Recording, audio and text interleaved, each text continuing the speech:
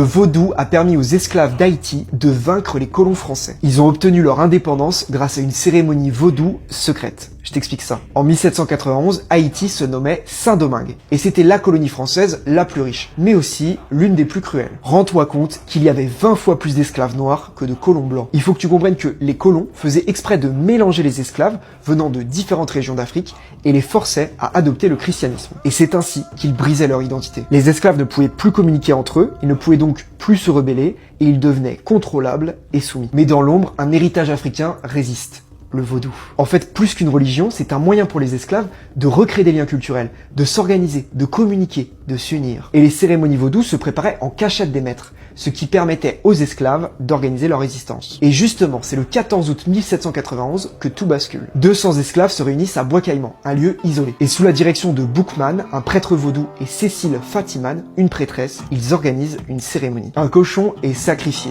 et tous boivent son S. C'est ce moment qui marque le début de la révolution haïtienne, qui mènera en 1804 à l'indépendance. En fait, retiens que le vaudou, c'était une arme de résistance, qui a permis aux esclaves de diffuser leurs idées et de s'organiser. Il leur a permis de transformer leur lutte en révolution. Pense à t'abonner, liker et à demain.